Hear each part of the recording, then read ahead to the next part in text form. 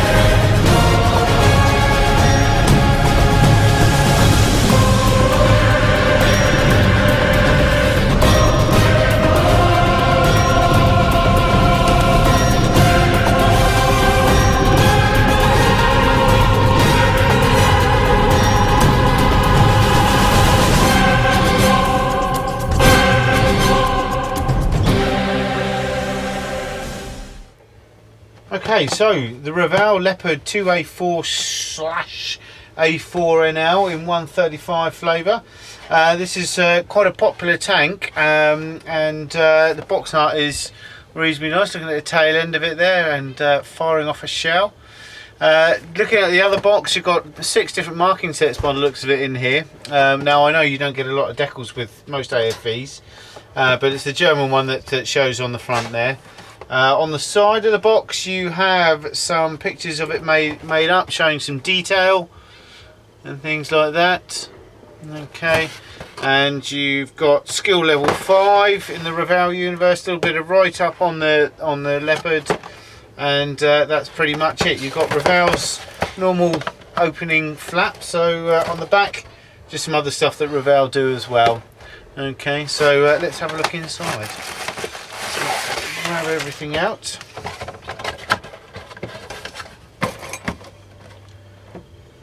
Okay.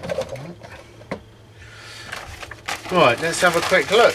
We've got 3 bags of stuff, so what we'll do is we'll have a look at the main bag first, which is all sellotaped on, and somewhere around here I have a scalpel blade which has gone walkabouts. So let's get another one. Okay.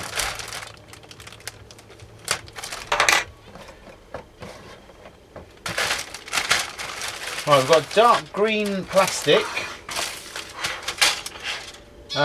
which is, there's a bit of flash on the sprue, but I mean the detail looks quite nice actually. The spade's nice and things like that. I mean obviously you've got a lot of wheels on here. It's reasonably well moulded. Let's turn that radio down. So yes, looks very nice. So there's 2 sprues like that. It's a mirror sprue. You've then got the main upper hull, and it's quite a large. You see how big that is? That is quite large. The level of detail on it, there's a lot of mould release agent on it. I can see that.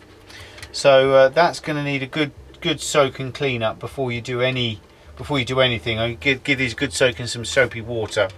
But let's give you an idea. There is some stress marks around some of the plastic, as you will see. Okay, you can see these light green marks. There's stress marks around there. But the detail itself, overall, okay. Alright. So there's plenty there to pick out. They've got some rough surfaces there, which is obviously for non-slip things and everything. You've got the rear. Okay, again, I like all this grilling effect. I'll take a wash really nicely, that will. But all the fine parts, you've got things like these round bits here, which are just pikes and everything. They've got a very slight burr on them, but nothing that a little bit of action with the old scalpel won't sort out. So that's nice and easy, not too bad at all. So overall, I mean that's going to be quite a size. I mean I've got to say, they've got, I don't know if you can see this. You see where these sprue gates are higher than the rest of it. Now I don't know, that is meant to be the angle. So you can see the angle of it on the tank, so it's quite nice that they've moulded it with the same angle. You've got the lower hull there, lower bottom part of the lower hull. You've then got the bottom of the turret and the sides. Now you've got individual, let's have a look. You can see, now it's weird because a lot of AFEs that I've seen, all the AFE kits that I've got so far, the hull is all one piece. And here you've got to put it together, which I can't see any problems with that. It's just an extra bit of building, which is nice. Always like that. But apart from that, there's a reasonable detail there and everything. Stuff you'll be able to pick out. Obviously that's all over the front. But not a lot to write home about there, I've got to say. It seems like a pretty decent kit though. I mean the mould lines that are there, the recessed panel lines are very crisp. The hinges are nice as well. Just have a look. They're very crisp and clean. They're not going to. No, it doesn't need any work on them. But the lines are. The engraving's really good. It's not bad at all. I haven't done a Revell kit for ages, I've got to say. I think it was a little 172 Buffalo, the last one I did. But you've got the turret, the top of the turret here. Again, it's got a lot of this anti-slip surface type on there. There's not amazingly smooth finish, but just a slightly rough finish, which is nice. And you've got these grills which look actually quite effective. Now I don't know what they'll look like once they've got paint on them, but as you can see they are quite effective. Now I would imagine the aftermarket guys have, you can get some aftermarket for that, but it is reasonably effective. It'll be interesting to see what that looks like once it's got paint on it, because I think the paint will fill a lot of that up. But apart from that, the upper turret is fine. You know, again, is clean and crisp. Level of detail is reasonable. Got some cloth effect on there. Okay.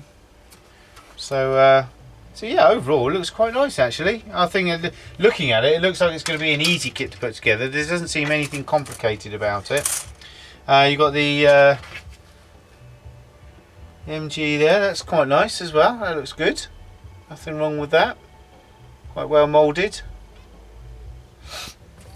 So overall, that's not bad at all. There's a tiny bit of burring. I mean, really tiny bit of burring here and there, but there's no flash on the actual parts themselves at all. Just a very tiny bit of burring here and there. And you've got the barrel here, which isn't that large actually compared to the rest of the tank itself. And that's it's a two-piece. Hopefully it'll go together nicely. Obviously two-piece barrels are a bit of a pain. You know, you've got some like rivet marks here and here, which hopefully you won't have to sand them out at all. And if so, they don't look like they'll be hard ones. You get a very fine drill, put them back in, they'll be fine. Not going to be too hard to. And you've obviously got the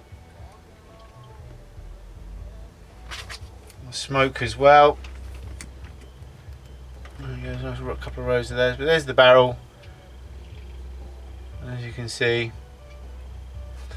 I'll just flip that over so you can have a look. But hopefully that won't be too bad, and you know the seam won't be too bad on that. But again, a lot of these it's hit and miss. Side skirts there, again reasonable condition, all very nice indeed.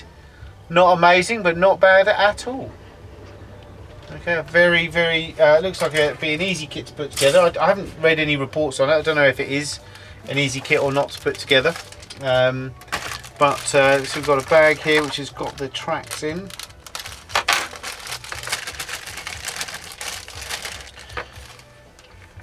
Right, and we've got, now these are completely rubberized, Mr. Soft, and they've got bits of rope on there, like the tow rope and everything. And that's a nice touch, because that you can manipulate yourself. And just looking at it, there's no flash on it. There's a little seam line on it, but I think you can just one, so you can put that underneath at the bottom where you won't see it. But they're quite nice actually. That's a nice little touch. Yeah, I like those. We've then got another bit of rubber for something now. Don't know what. I think that's rear mud flaps. I think they may be the rear mud flaps. Again, soft rubber. So if they're the rear mud flaps, that's nice as well. It looks like it probably could be them. So they're nice. Now the tracks, they're not like the Tamiya ones. The Tamiya ones are harder than these. Are rubber, like the same as this, really soft and bendy and squidgy. And they're in 4 parts. So I would assume it's just how they join really is going to be. I mean, the joining system looks okay. I don't want to do these because this is a prize in one of our drawers. I don't want to lock them in place, but they will need a fill. If you can see this, once joined, unless that you can get that join out of the way. You can see there that the holes are going to need a bit of a fill, but they are very soft and flexible, and they really are rubber. So I have no experience with rubber tracks, but it will be interesting to see how they come out. But they look good, you know. What I do like about them is, let's see if I can show this for you on this one.